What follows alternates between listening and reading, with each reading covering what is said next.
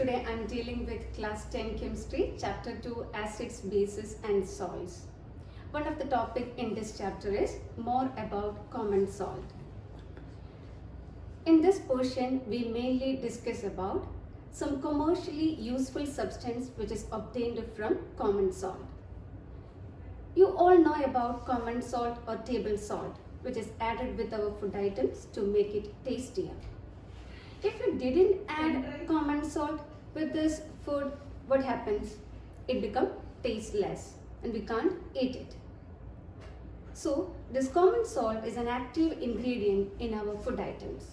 Along with this common salt is used for preparing various things which is useful in our daily life.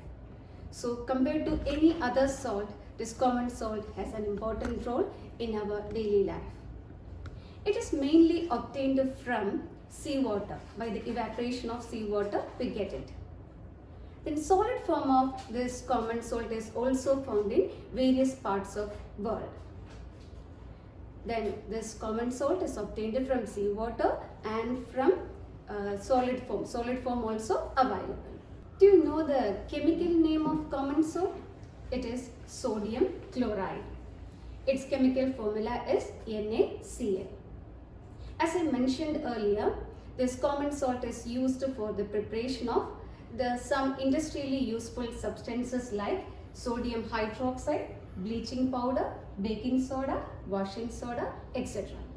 So in this session, we mainly discuss about the preparation, properties and uses of these industrially useful substances. One by one we will discuss about it. First we will discuss about sodium hydroxide. Sodium hydroxide is commercially known as caustic soda. Its chemical formula is NaOH. It is a strong base or alkali. Alkali means bases which is completely dissolved in water. All bases are not completely dissolved in water, but this sodium hydroxide dissolves completely, so it is an alkali. Next we will discuss about its preparation.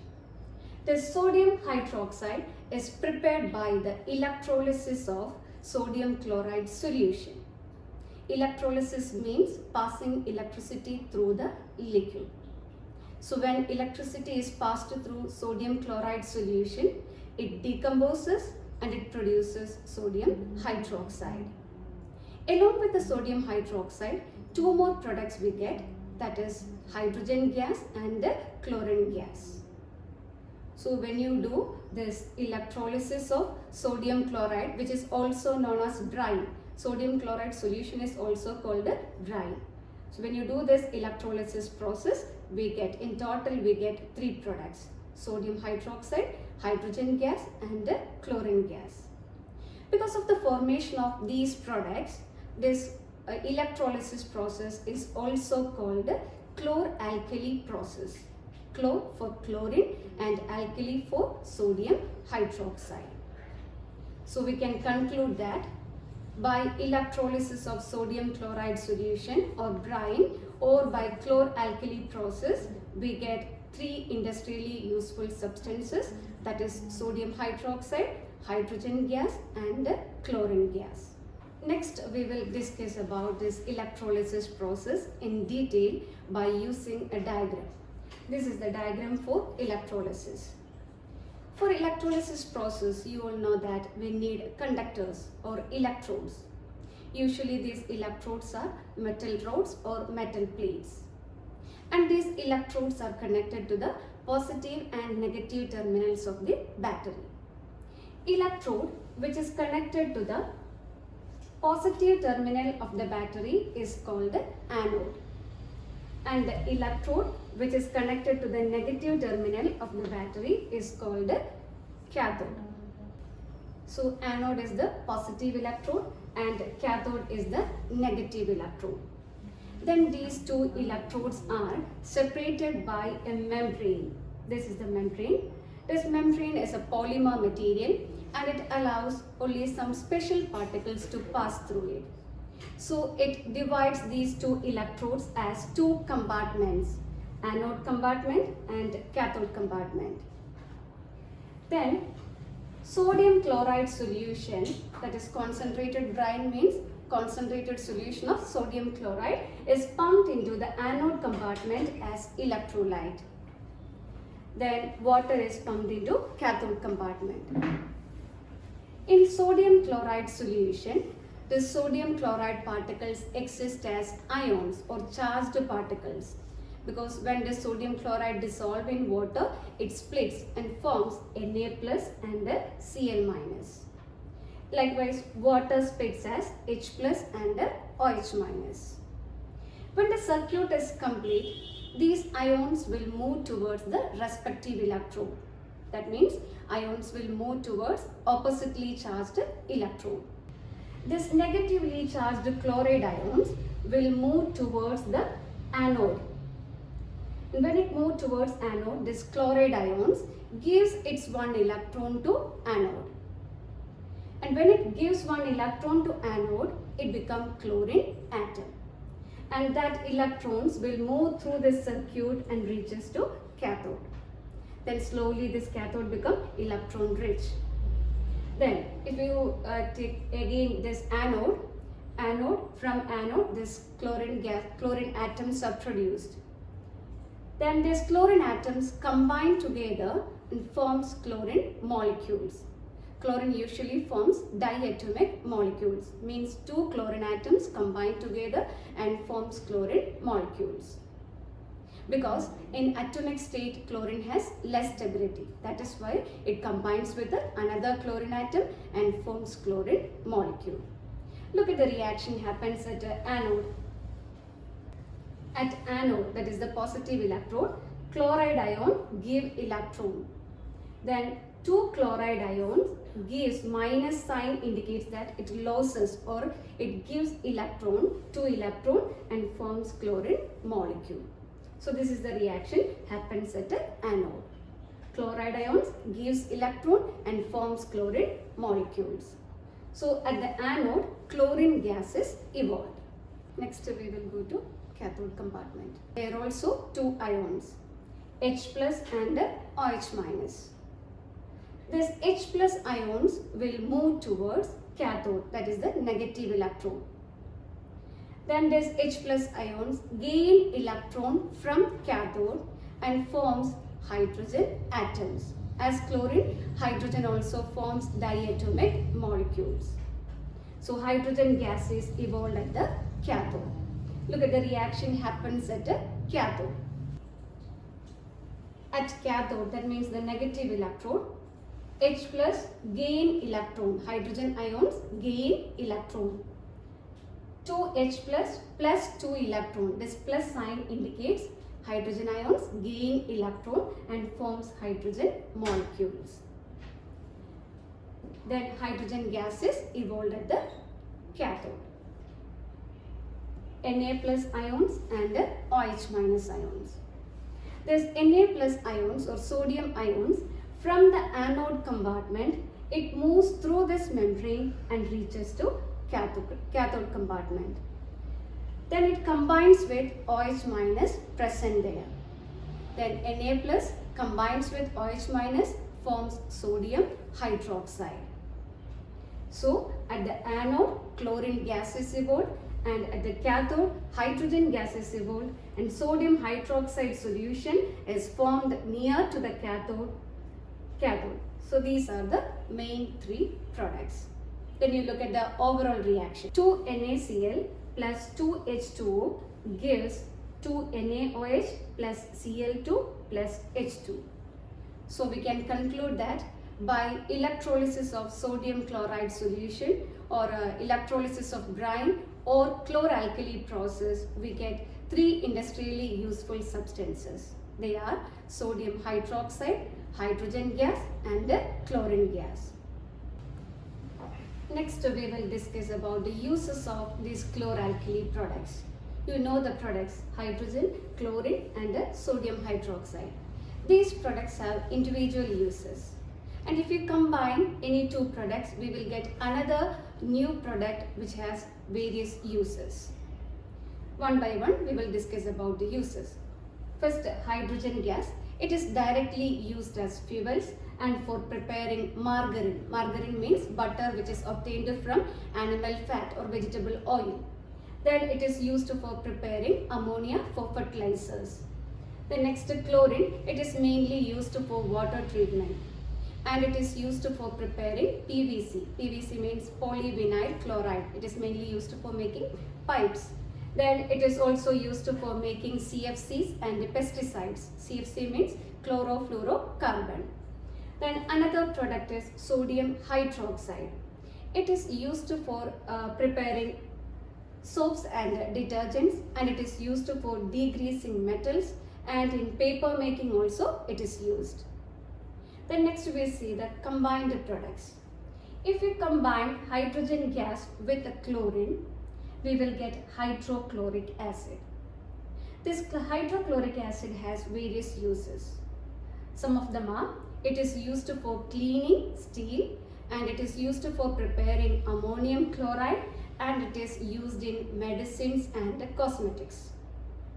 Another combined product is, if you combine chlorine gas with the sodium hydroxide, we get bleach, which is also known as sodium hypochlorite. This bleach is used for bleaching household items and it is used for bleaching fabrics. So these are the main uses of chloralkali products. Then next we see another commercially important substance which is obtained from common salt. The substance is bleaching powder. It is mainly used for bleaching purposes. Its chemical name is calcium hypochlorite or calcium oxychloride. Its chemical formula is CaOCl2, calcium oxychloride or calcium hypochlorite. Then next we will see the preparation of bleaching powder. From chloralkali process we get three products. We already mentioned that. One of the product is chlorine gas. That chlorine gas is used for the preparation of bleaching powder. When this chlorine gas reacts with dry slaked lime, it produces bleaching powder. Slaked lime means suspension of calcium hydroxide in water. So when chlorine gas reacts with calcium hydroxide, that means slaked lime, it forms calcium oxychloride or bleaching powder. And one more product, water is formed. So in this way we can prepare bleaching powder. Next we see the uses of bleaching powder. Uses of bleaching powder. It is mainly used for disinfecting drinking water. Another use is, it is used as an oxidizing agent in chemical industries. Oxidizing agent means substances which give oxygen for oxidation process. And it is used for bleaching washed clothes in laundries and also it is used for bleaching wood pulp in paper industries. So these are the main uses of bleaching powder. Next commercially important product which is obtained from common salt is baking soda. You may be familiar with baking soda because it is used in our kitchen for making different food items. This baking soda is added with food items for faster cooking and it makes the food items tasty and crispy. The chemical name of this baking soda is sodium hydrogen carbonate or sodium bicarbonate and its formula is NaHCO3, sodium hydrogen carbonate. This baking soda is a mild non-corrosive base. Its meaning is it is basic in nature but it is not harmful to our body. That is why it is added with the food items. It is a very weak base. Next we see the preparation of baking soda. This baking soda is prepared from common salt, that is sodium chloride. When this common salt reacts with other three components, that is carbon dioxide, water and ammonia, it produces baking soda. Look at the reaction, NaCl, that is sodium chloride, plus water plus CO2 plus NH3. NH3 means ammonia. When all these reactants combine together or react together, we get baking soda, NaHCO3, baking soda, and one more product, that is ammonium chloride. So two products we will get. The important one is baking soda, that is sodium hydrogen carbonate. Then next we see what happens to baking soda on heating. Baking soda on heating, it decomposes and it produces simpler substances. The first chapter we discussed about this decomposition reactions. Then I told you in a decomposition reaction there is only single reactant. This reactant absorbs energy in the form of heat, light or electricity. So when it absorbs this energy, it breaks down to form simpler substances. So likewise, this baking soda during heating, it absorbs that heat energy and breaks down to form simpler substances. The substances are sodium carbonate, Na2CO3 is sodium carbonate, carbon dioxide and water. These are the products we get. And these two reactions are important, preparation of baking soda and decomposition of baking soda on heating. Because the same reaction is used in the preparation of another industrially useful substance, that is washing soda.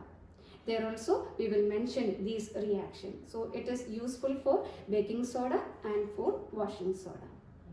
Next we will discuss about the important uses of baking soda.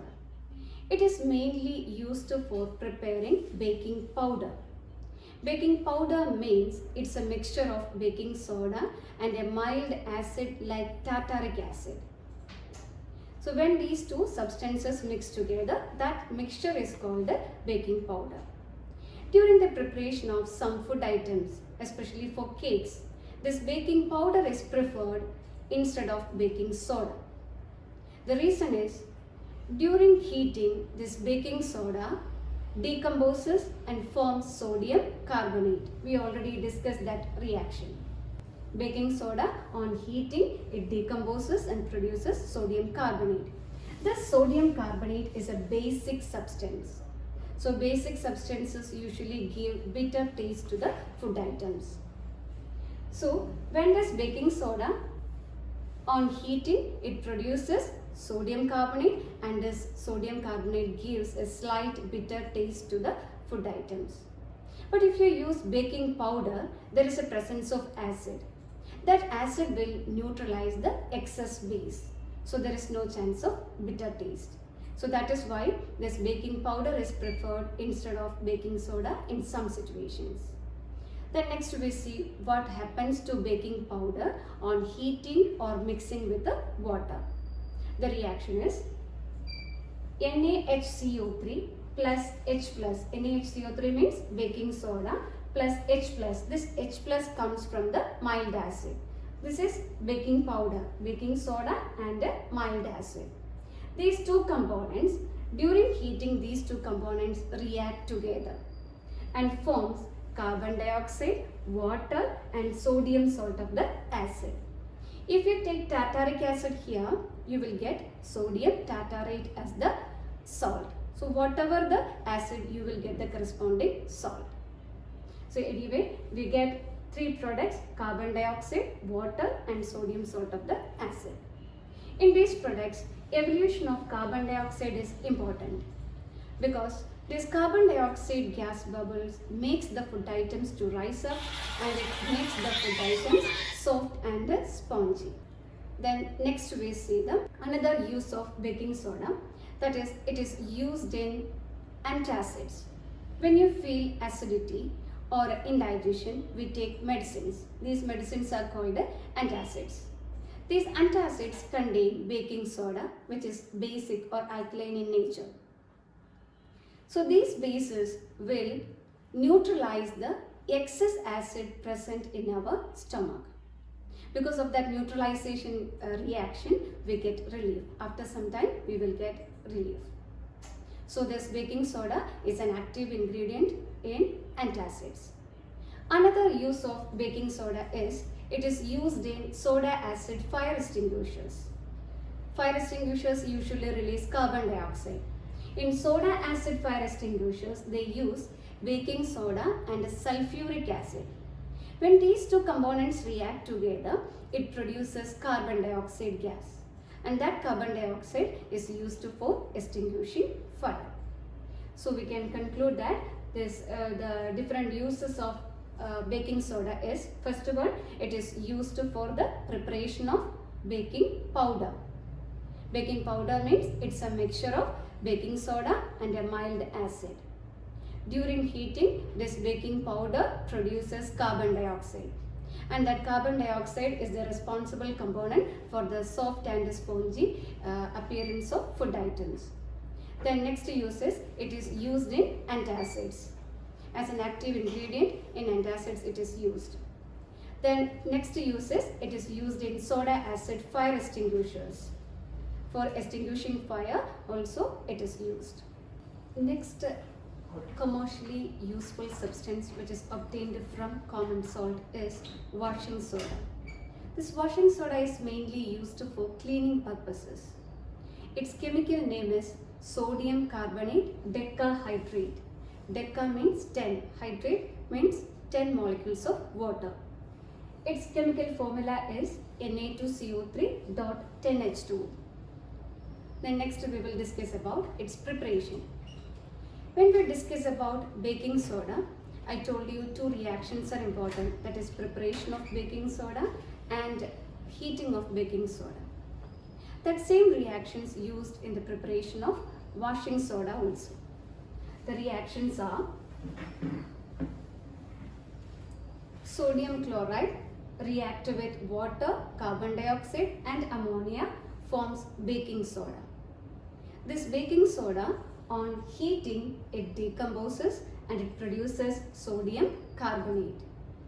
The last reaction is the sodium carbonate, on recrystallization it gives washing soda, that is sodium carbonate decahydrate. Recrystallization means adding water with the sodium carbonate. So when you write about the preparation of washing soda, you should write all the three equations. First, preparation of baking soda, then decomposition of baking soda on heating, and then finally you write recrystallization of sodium carbonate. Then we will get washing soda. So if you write only the last equation, you will not get full mark. You should write from the beginning. These three equations you should write, because this washing soda is also prepared from common salt. So that much about the preparation of washing soda. Then next we see the uses of washing soda. This washing soda is mainly used in paper, glass and soap industries, and it is used for the manufacture of sodium containing compounds like borax. Borax means it's a cleaning product. Then it is used for removing permanent hardness of water. Water is of two types, soft water and hard water. In hard water, the soap will not form lather or foam formation. So that is why we have to convert hard water to soft water. And for that process, this sodium carbonate decahydrate or washing soda is used. The next use is, it is used as a cleaning agent. So these are the main uses of washing soda. So we already discussed the industrially useful substances which is obtained from common salt. The main products are sodium hydroxide, bleaching powder, baking soda and washing soda. We discussed the preparation, properties and uses of all these things. Then next we see another important term, that is water of crystallization. Look at the crystals given here, copper sulfate and iron sulfate. These crystals have a definite shape and a characteristic color. If you heat these crystals, what change happens to it? Look at the next picture. In this picture, you can see copper sulfate, which is blue in color.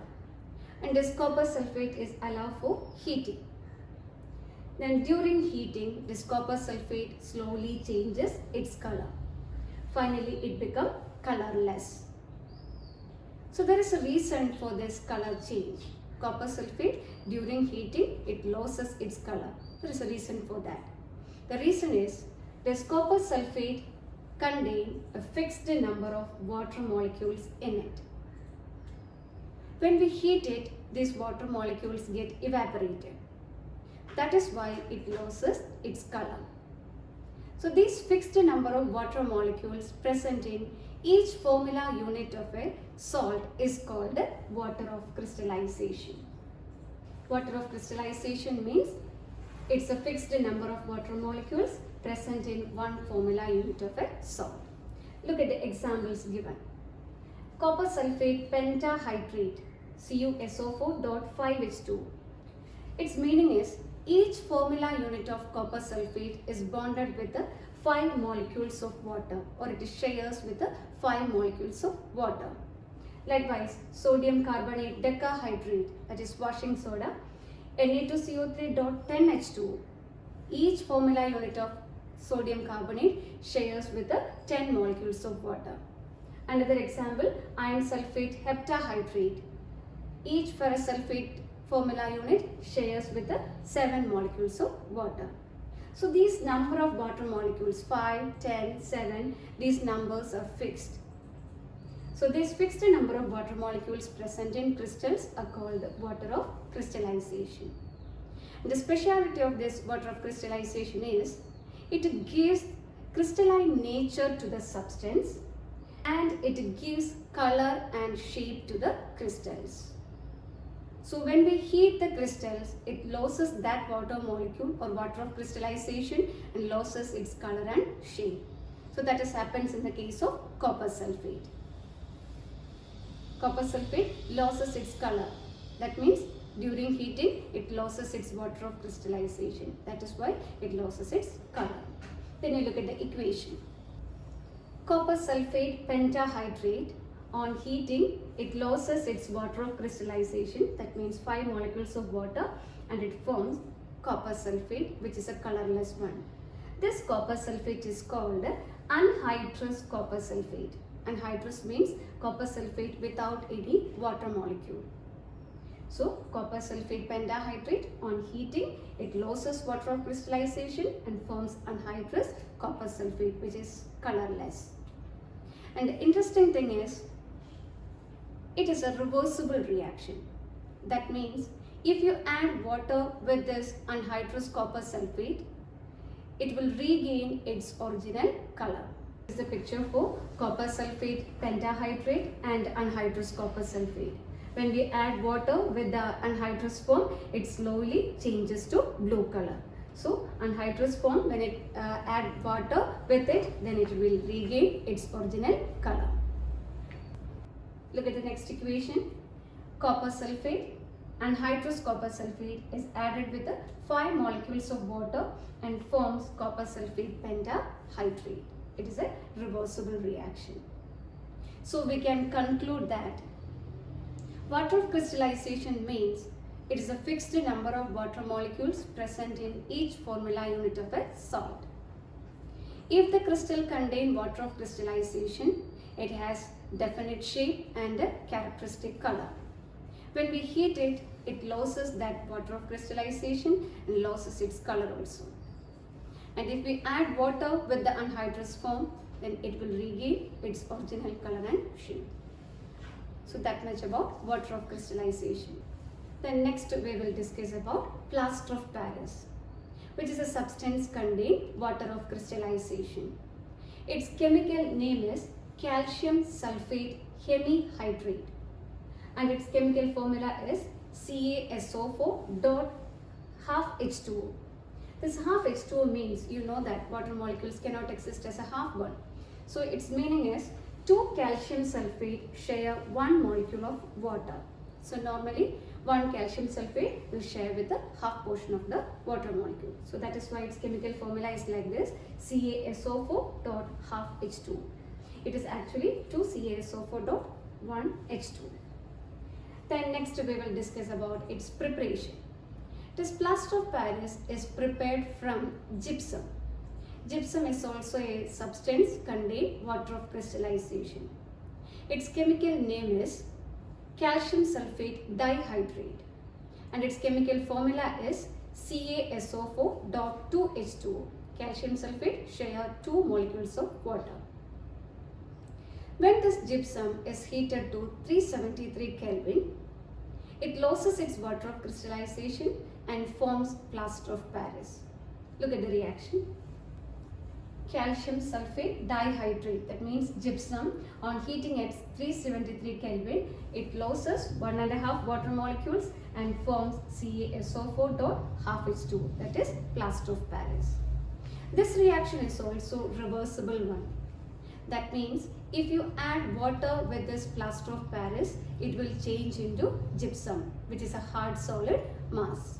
Look at the equation. CaSO4 dot half H2, that means plaster of Paris, plus 1.5 H2. When it is added with water, it forms CaSO4 dot 2 H2, that is gypsum.